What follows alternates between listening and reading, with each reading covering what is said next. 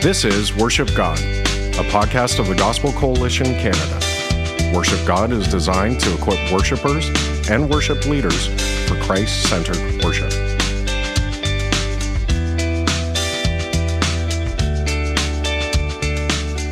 Well, hey everybody, welcome back to the Worship God podcast. My name is Rob Brockman and I'm an associate pastor at Cornerstone Baptist Church in Orillia, Ontario.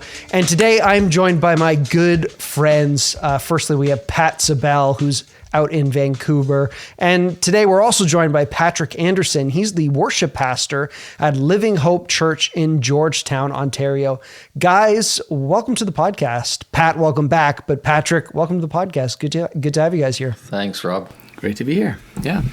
Patrick, sorry. This, you'll be new to our some of our listeners, not to some of them who came out to the Behold Him conference out in Barrie this past fall. But why don't you just give us a little bit about yourself? Tell us a bit about yourself, your roles over the years. Yeah. We've been up here in Ontario for 2 years, a little over 2 years now. I have a wife, Emily, 3 boys. And we are originally from the States. We were out in California. I was in music school in Los Angeles and, doing a lot of like solo performance stuff and that kind of thing. And didn't really have a category for serving in the church beyond just, kind of volunteering. I got involved serving at the church we were at, which was Grace Community Church in LA. I was there for about 9 years, and over that time got acquainted with Sovereign Grace music and got to know Bob Coughlin, the Worship God conferences. That was all a huge encouragement on a number of levels, and Pat was in there too. And that, I moved from California to Ohio as a prof at Cedarville University for a while in their music and worship program. And was serving at a Sovereign Grace church there for a bit, and God used that to just create a category of serving the church, a love for serving the church, and so that kind of started a path of doing that. We served in Florida at a church for 8 years, and then have been up here for about 2.5 now. It's funny, guys, when I first heard of Sovereign Grace, it was this album, and I remember coming across this song that I just loved, and it was called Generous King. And I remember watching the video, and it was years later that I realized, first of all, that's Pat Zabel playing guitar who helped write the song. And then there's Patrick Anderson playing guitar in the back on that album.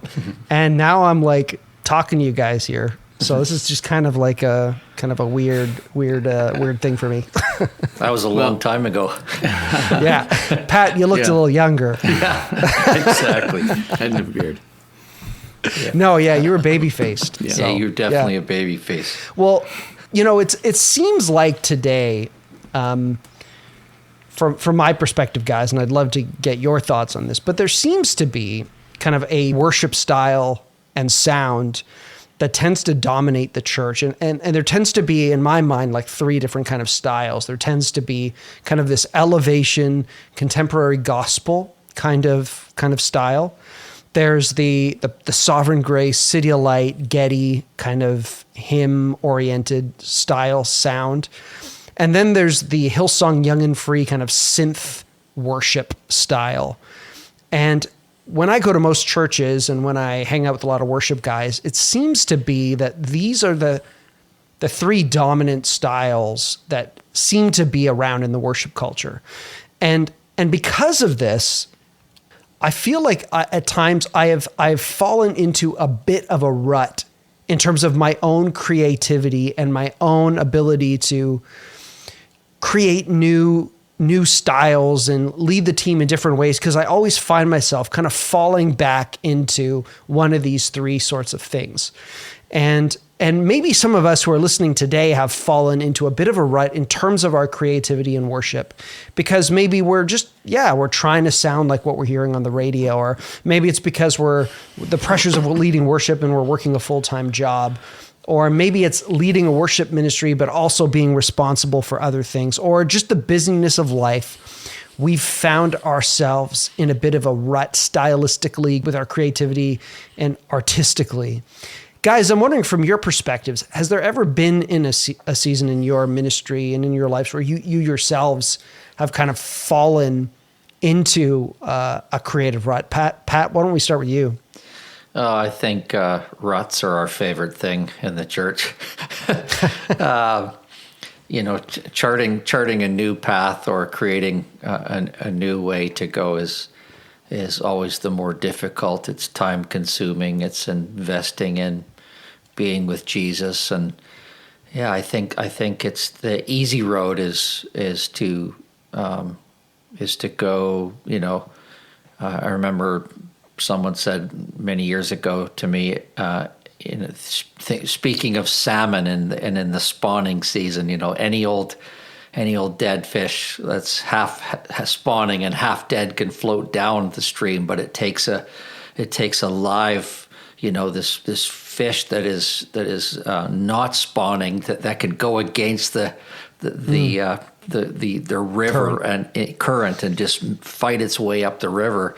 And I think that's true often in the church, where there just seems to be a flow in the church. And like you said, I think there's probably more camps than that. Yeah. But we're prone to just kind of slide into, and maybe we adapt a little bit of all of them. And we might even think for a minute we're being creative, but maybe we're not. So I think it's just easier and less work to fall into a rut, I think. I think I can think of lots of seasons of this and that, and I guess just reminding myself of like why I'm doing what I'm doing and what I am actually doing has helped to. For me, I think expectations around this can maybe feed that, oh, well, it's supposed to be like this and it's not happening like this and I don't have this or that or whatever. But, just kind of reminding myself what I'm doing and why I'm doing it with the constraints of who I am, where I am, with whom I'm doing it. All of that has helped for sure, and has helped, I think, kind of combat not that we can't talk about these things, but like the pressures of, the worship industry, you've got to sound like this, or, my own sort of, thoughts around that, or somebody else's. We're leading congregational worship. We're a part of that. That narrows the field. It should, quite a bit. And then, embracing the local place that I am has helped a lot. But it's been an ebb and flow in different seasons with different teams and stuff like that for sure. Mm.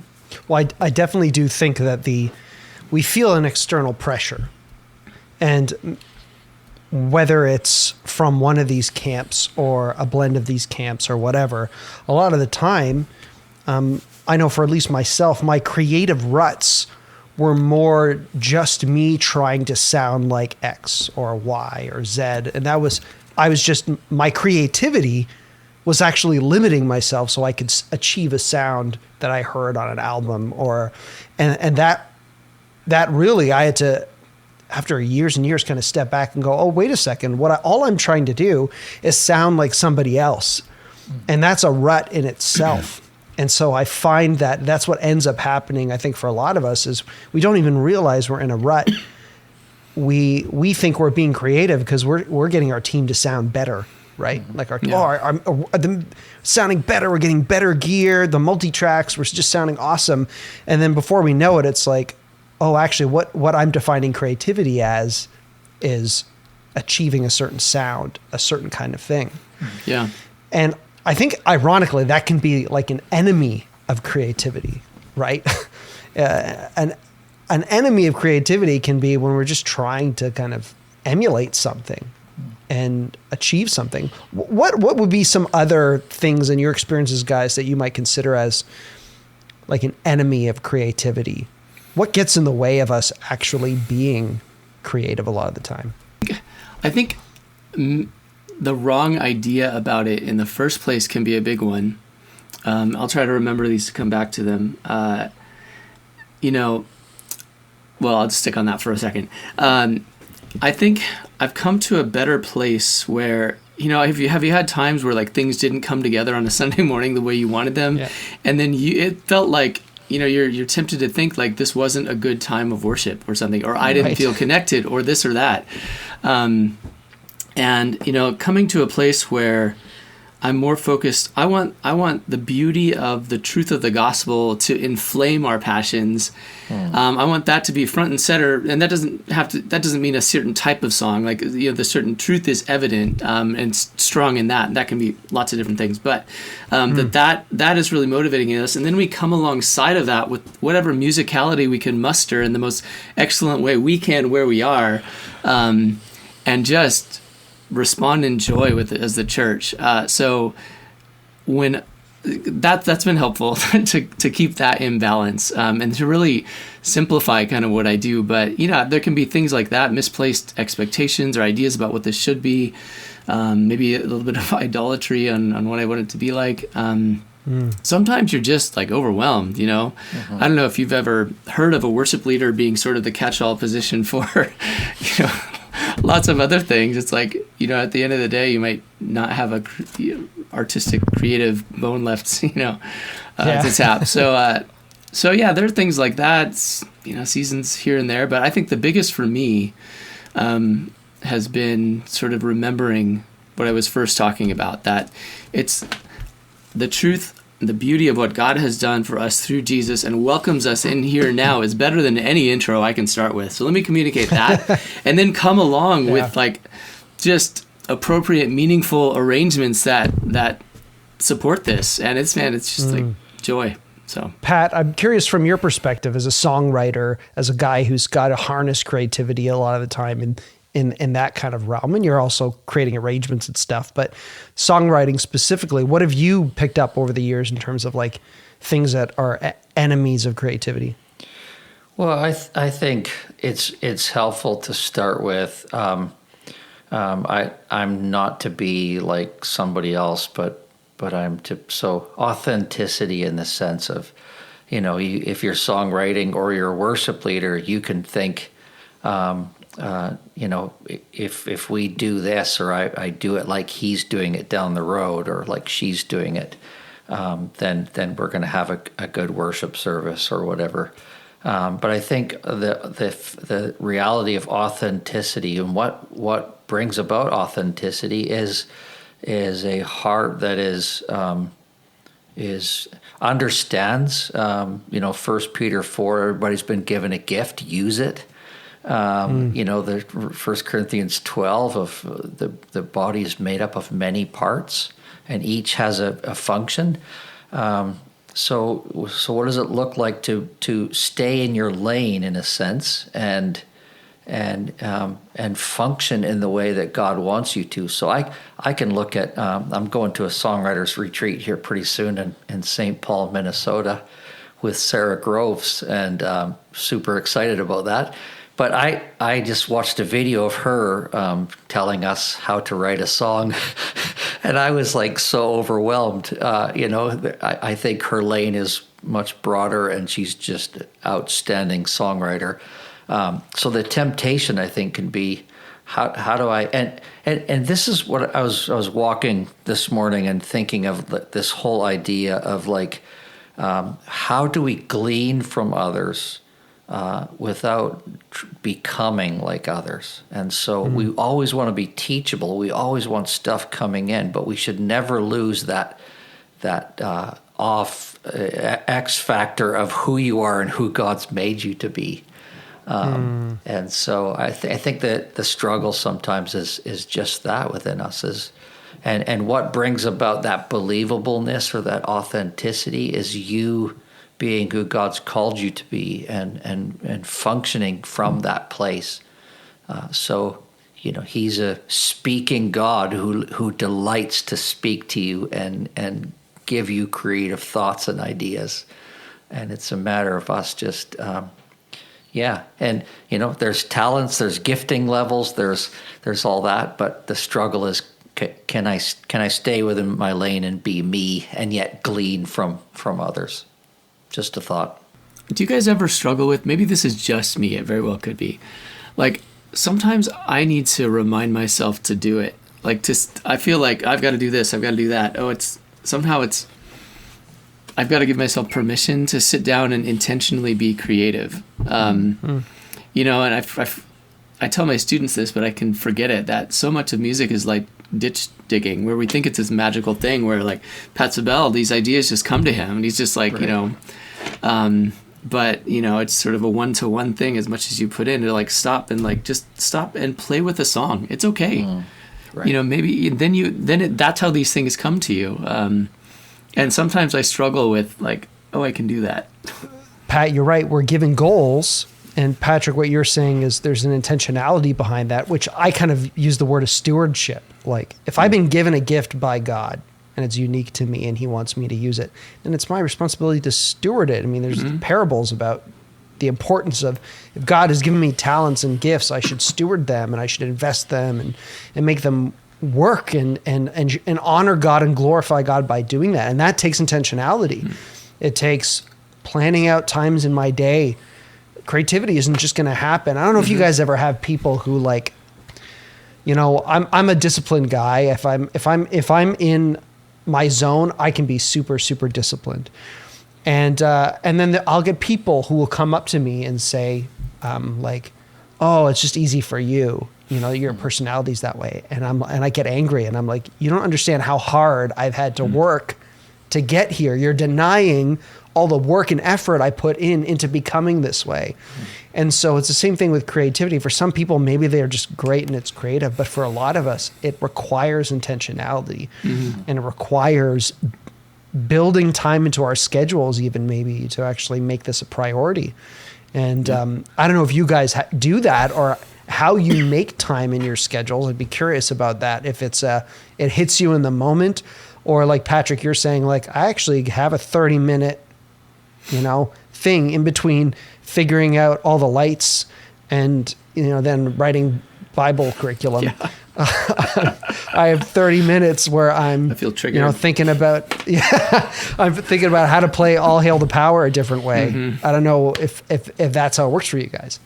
Yeah, I mean, I feel sometimes like when we talk creativity, there can be a real tension just in the staff level of the church, and I think when a church doesn't understand that, maybe a lead guy doesn't understand that, that there's no room for that, and I think when we think of 1 Peter 4 or 1 Corinthians 12 or Ephesians 2-4, there's this beautiful thing where we have to give space and room and time for that.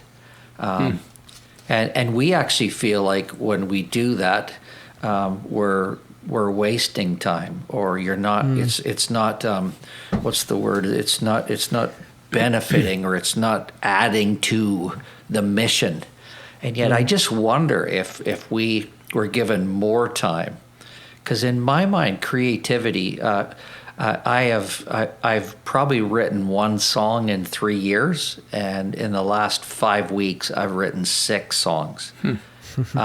And the 6 songs have come from just being allowed to be with Jesus and to let my heart rest and my soul rest, and not feeling the pressure of people saying, hey, this is your 50 hours a week and you're infringing on that. Or so I think there's something that I think a conversation needs to be had at a staff pastoral level about creativity as well, so that we're not judged when we shouldn't. When we shouldn't be judged, we should be encouraged, and then they should see the fruit of that and go, oh my goodness, we need to give you more time to do that. Yeah, I think to the detriment of the church, the creatives would not leave the church, but not be inclined to be a part of, you know, working and offering what they can creatively. Yeah.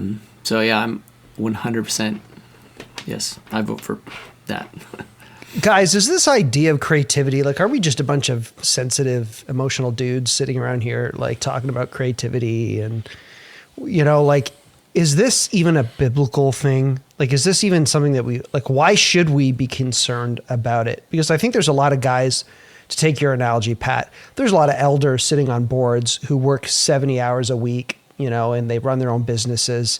And it's laughable to them that they would pay a guy to sit around with his guitar, playing, chords and making music and melody. And, I'm sure that is a, very common kind of objection to this, which is try to convince these guys who work 70, 80 hours a week that you should be paid 15 hours to fiddle around with keyboards and stuff. And so why would you guys argue that this is something that needs to be done? This is something that also the church needs to take responsibility for.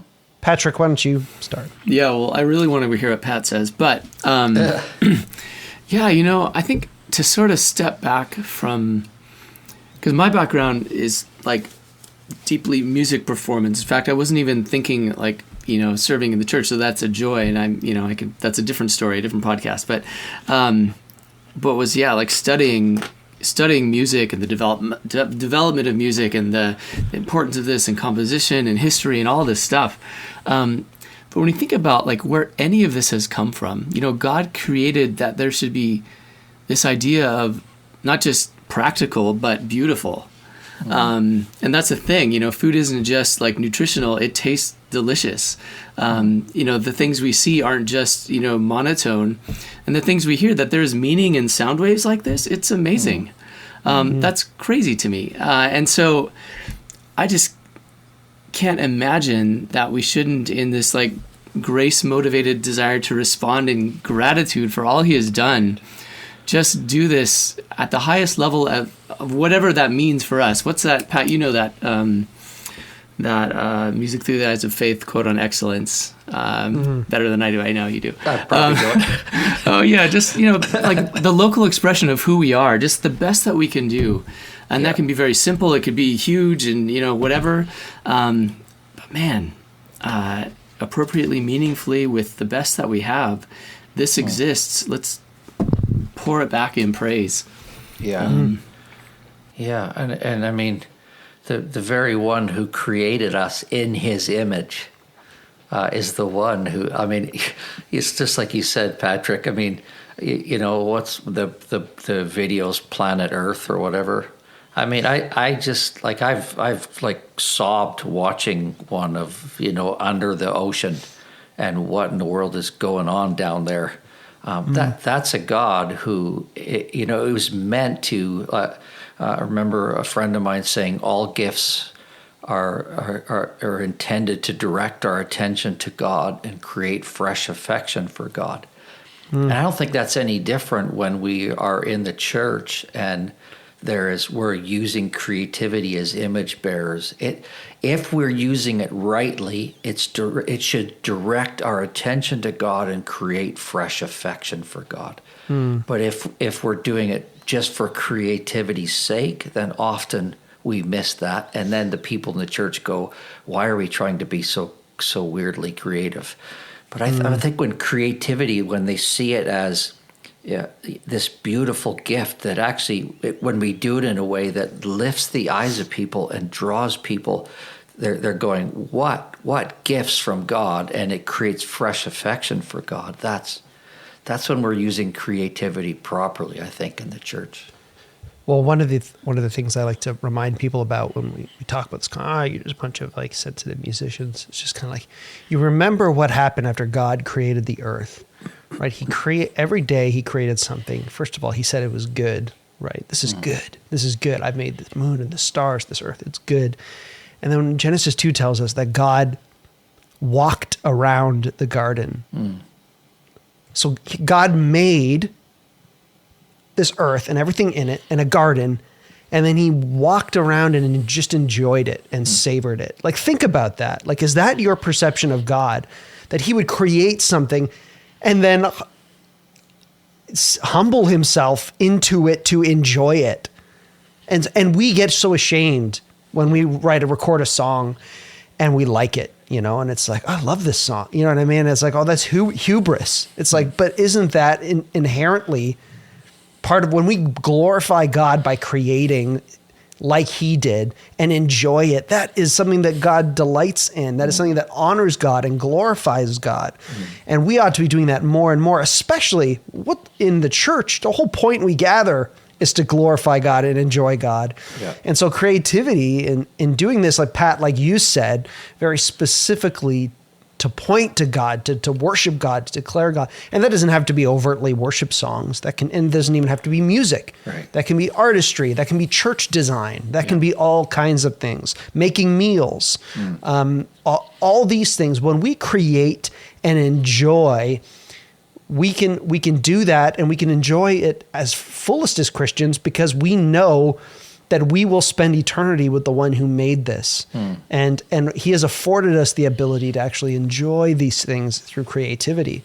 And so it is a very image-bearing thing, and it's a very God-honoring thing when we just do what he did, right? I've never liked the term even like worship ministry because I think it's so limited, and I use the term music ministry because I think you can start a very young person in a junior high, and they could be playing guitar on a band or something, or there's prison ministry, there's old folks home, there's so many ways that people could, and that's not even touching on many of the other arts and things that could happen in the church. But in terms of worship ministry, I think we've defined it to this little thing that happens on Sunday morning on the stage.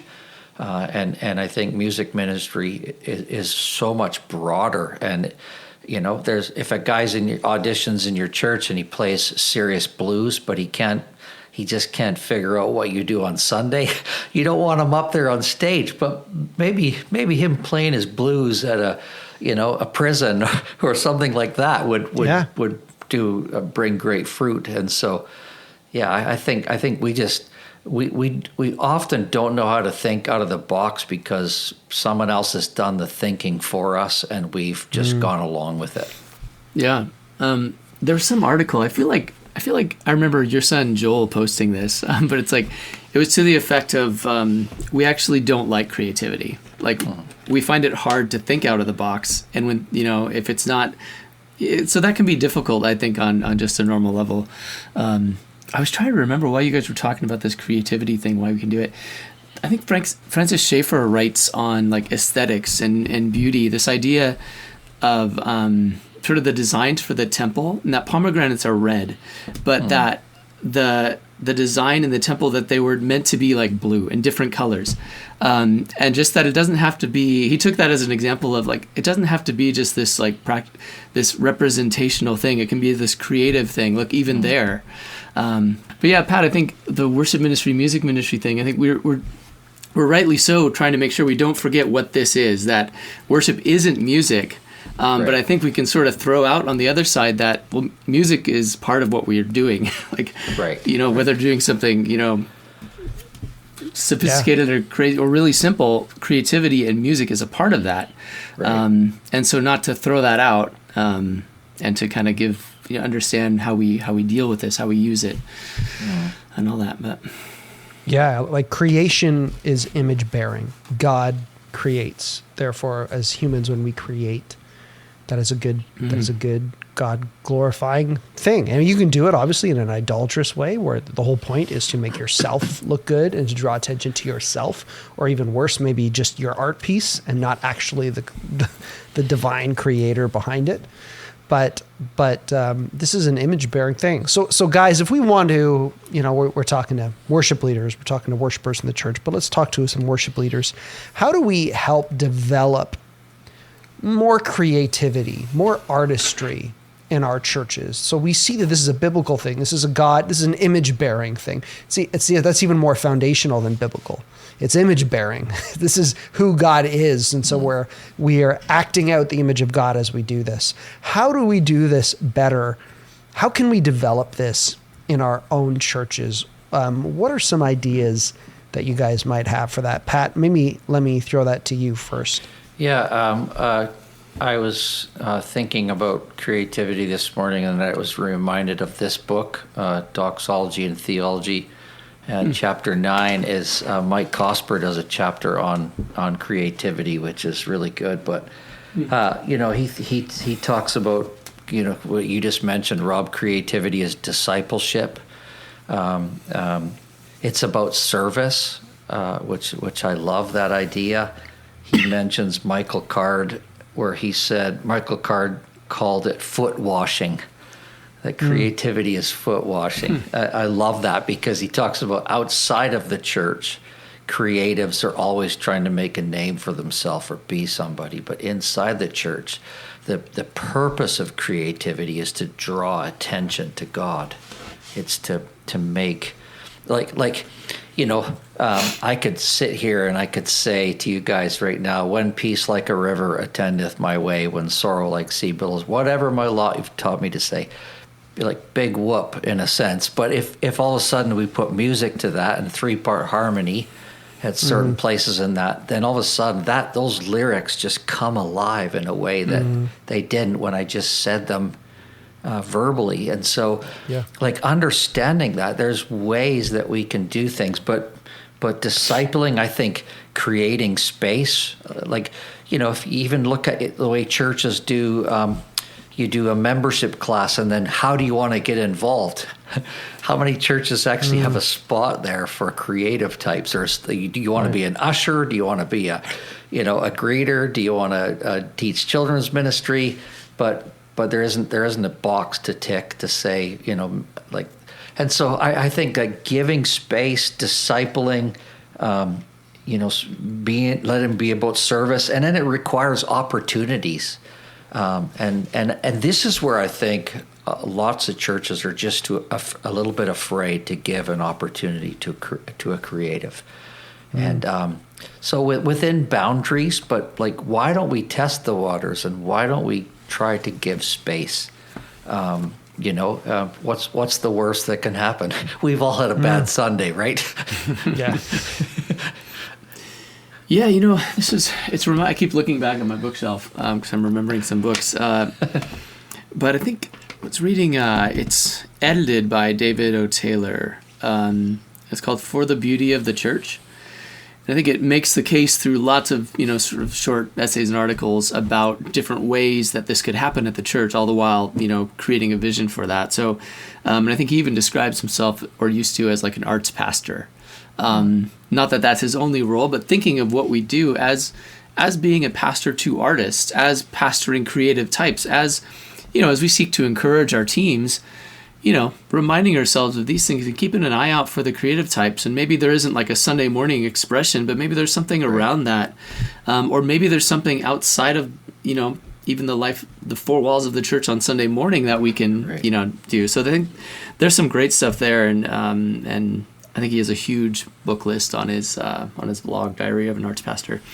I've tried to do things to really encourage the team through like bringing in, doing some training sessions or encouraging to go to a conference like the Behold Hymn or Worship God or something. Bringing in like a vocalist to work with our team, sound tech to work with our teams, different instrumental roles, making sure we have good equipment.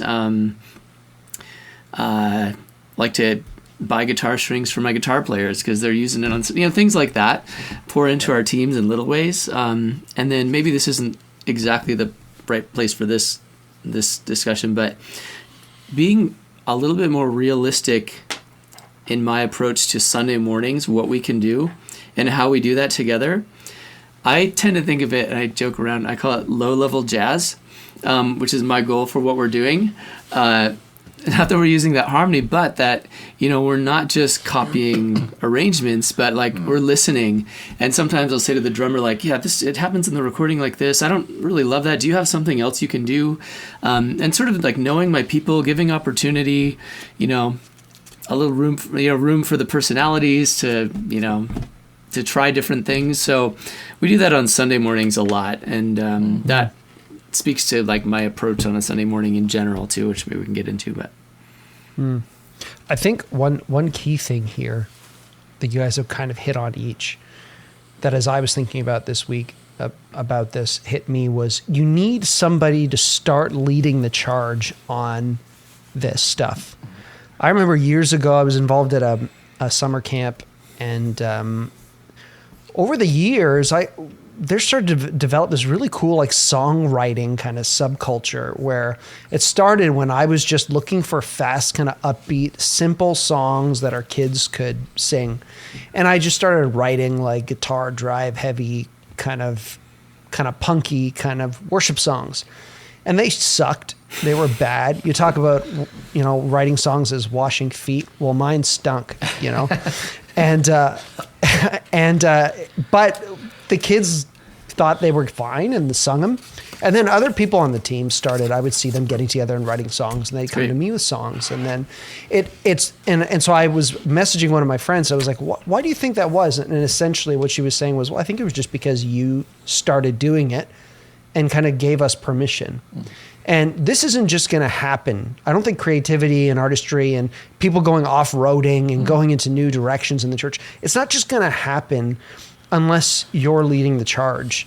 And so whatever that looks like, and Patrick, I think that's great. Like maybe it starts at rehearsals where you're kind of not just trying, you throw out the multi-track thing and you're not just trying to sound like the album, but instead you're leaning on the strengths of your people and you're creating arrangements, very low level, jazzy, like you're saying, low level stuff, because you don't have so much time. Yeah, for sure. But that is a great way.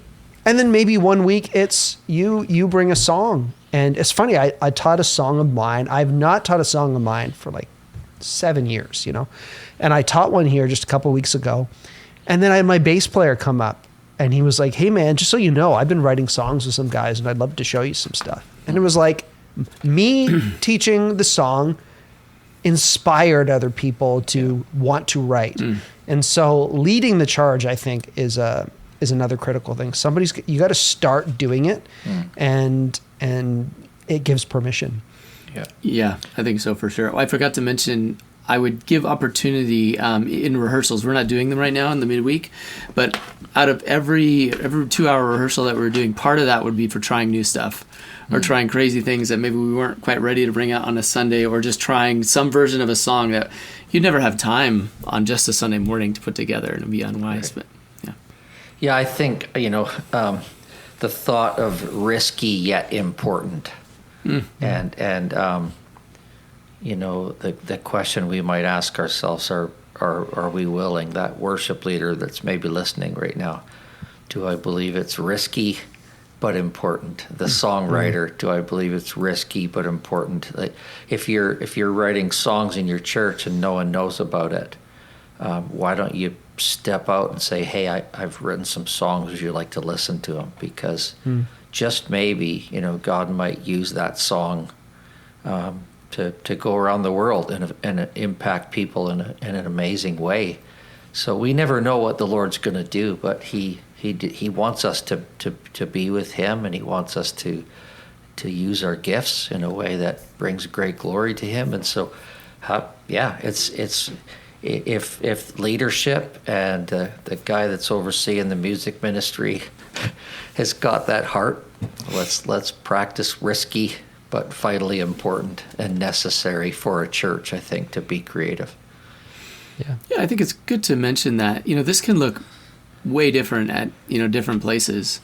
You might have the bivocational guy who's just getting it done on a Sunday morning, and thank you for serving, man. That is that is appropriate and perfect and beautiful for what you're doing. Don't feel pressure to do some chord substitutions or whatever. Right. Thank you for serving. So, but I think the very fact that he's doing that is probably creative. And it is. I think we need to realize that. Yeah, and the levels. I mean, the thought of the talents when the master said to the guy with 2 talents and 5 talents, he said the very same thing. You've been faithful with. I'm gonna make you ruler over much. Yeah. So, men, wherever God's placed you, just be faithful and watch Him take that. And so, creativity might look real different to Patrick Anderson in Georgetown than it does to the guy who's a lay guy in a church of 75 people or whatever. But be with Jesus and take what Jesus gives you and use it. So that the church can be edified and built up and say, oh man, where did that come from? Yeah, I think one thing that I found was really cool is again, speaking from a bigger church context, I've had the blessing to actually have worship interns and sometimes multiple worship interns. And so what I do with my worship interns is on Thursdays, we would plan the service for next week together. And that, often it would devolve into silliness where we're, we joke around, but then it would also have these wonderful moments of creativity where all of a sudden we're thinking outside of the box and creating arrangements and, well, what if we add this song here? And so sometimes if you're able, again, this is not an expectation we're putting on the lay guy, but if you're able to once a month invite some key worship leaders together and just plan a couple services together, or the songwriting thing, say, hey guys, probably we will not sing any of these. So let's just lower the bar in terms of but let's just write some songs together and we'll see if anything comes from this. And if nothing does, let's not, be offended. But often when I write a song, I'm not assuming it's going to be sung. It's got to go through a lot of, my lead guy needs to look at the theology, and then I need a bunch of band members to go, it's singable. But those kind of collaborative experiences I find really helpful. And for guys like us, sometimes we can just be like, oh, it's Thursday. I'm in my office by myself with my guitar. And then I'm wondering after 17 years, I'm banging my head against the wall. And it's like, well, because it's not good for a man to be alone, right? We need that kind of collaboration. Right. Yeah. Yeah, I had a worship intern for about 6 months, and it was so great because we would go back and forth and bounce ideas, and I love to work that way. I don't have that now, but I still try to involve the team through discussions that we have, in between services where we have some time to really talk about ideas. Or right now we're just doing Sunday mornings, but still, there's some room for that. I'm trying to think of some sort of way we can have a forum where we can talk, digitally, Slack or something like that, because I'd love to get the input of others. And I'd love to work collaboratively like that. Well, guys, as we're kind of closing up, let's talk to the worship leader. He's feeling discouraged, or she feeling frustrated, all these big goals, but life's busy, life's hectic, and just they're in a rut and they want to break out of it. And they're looking to there's got to be something more than just trying to sound like, Bethel or Elevation. Jesus culture, I'm tired of sounding like them. I want to have an expression in my church that's unique. I want to be writing songs. What's one thing that you would say to encourage them as they are looking to kind of wander into this avenue of creativity and artistry in a new way? I would just say, there's time is always an issue, and we never have enough of it. And I think we have more than enough of it. I just think that we've taught ourselves to Jesus said, get yoked with me, get in the yoke, and I'm going to teach you restful ministry.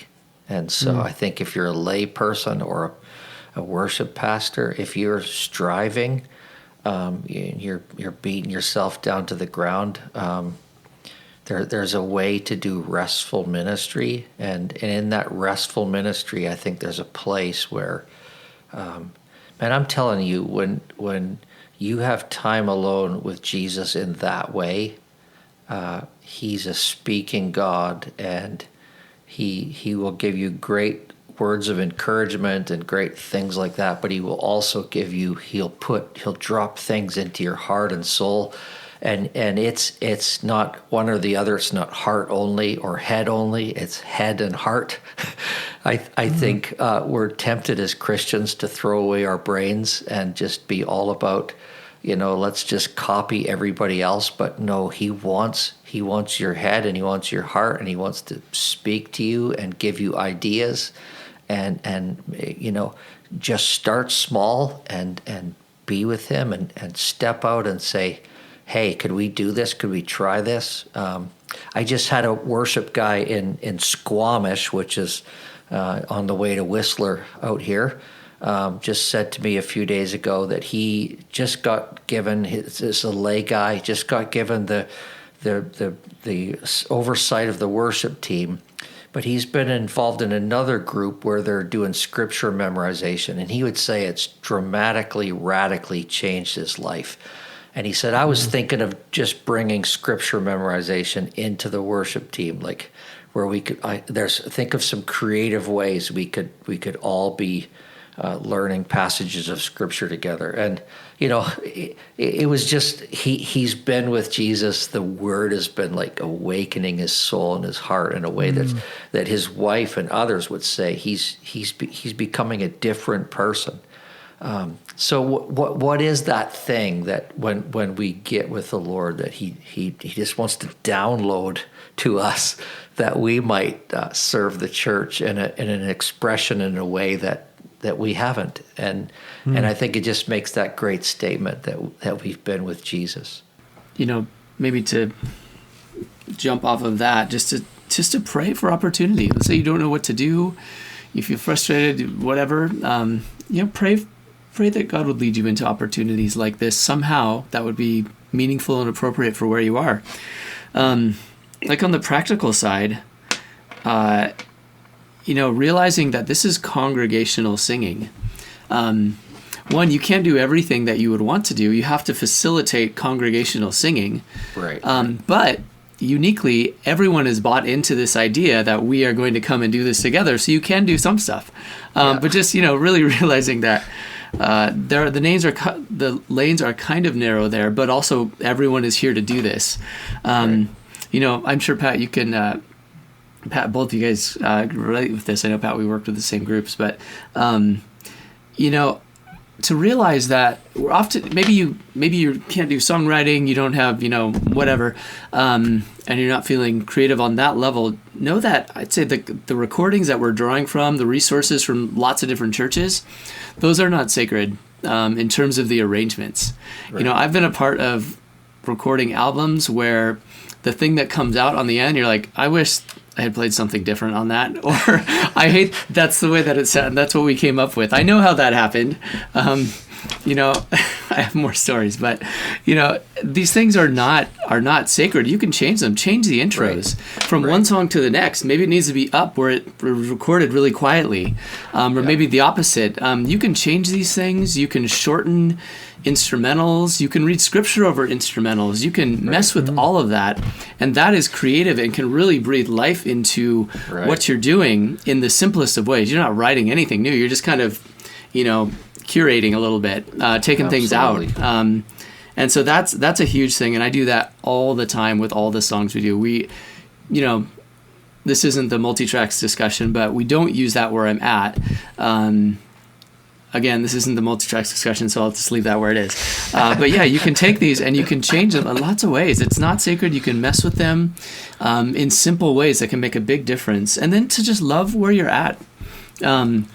There's no reason that I have to sound like fill in the blank someone else. And these are the people that I have, the people that are a part of the body of Christ here are a gift. This isn't by accident. So the people I have on my team, how can I love and encourage and equip and train in the ways that make sense? But what's been so helpful for me, and Emily reminded me of this, don't feel like you have to get everything, don't feel like you have to have your creative itch completely scratched by what you do at church.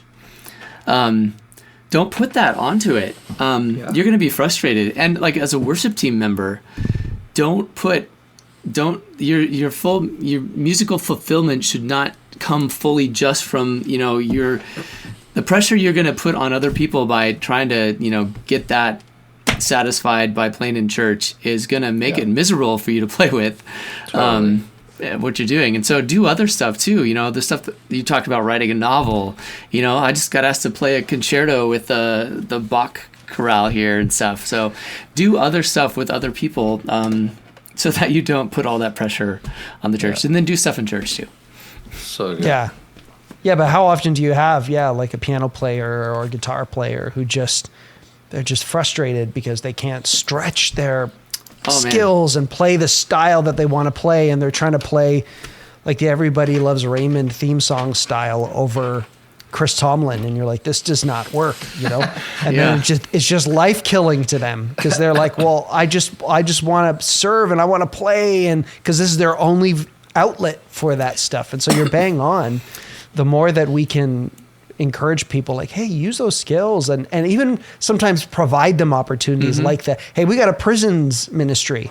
Your blues rock style would kill it there. Or, hey, we're going to have a kind of a dinner night. Would you come and play your jazz style piano as instrumental music for the whole night? Like, those are creating opportunities for people as well, are going to help stoke those flames also. Absolutely. Yeah, and I think maybe my last word would be just start expressing creativity. If it's not yet in the worship ministry because you're limited for whatever reason, start doing it just wherever you can. Yeah. Maybe you've got a novel in your head that you want to write. Well, start writing it. Or maybe there's maybe you want to get into making food. Just start expressing, exercising that muscle. And start teaching yourself and training yourself to lean into how God made you, the image-bearing creativity quality, and just start expressing that in different ways. And exercising that is going to help put us in a posture and put us in opportunity where the Lord can start, like Pat was saying, just kind of downloading things on us, and we know what to do with that stuff, other than just fumbling it when we have that kind of space in our lives. Well, we hope this episode was an encouragement to you. Patrick, Pat, thank you, brothers, so much for kind of giving us a lot of wisdom in this, and we appreciate your ministries. And for those of you who listen to the podcast, thanks again for joining us, and we'll see you again on the next episode. If you like this episode, we'd encourage you just to share it, like it. We got a Facebook page also. If you have questions, you can go on, send us a message. We'd love to hear from you. So God bless you. We'll see you on the next episode. Bye for now. Worship God is a production of the Gospel Coalition Canada. For more Christ-exalting resources, go to ca.thegospelcoalition.org.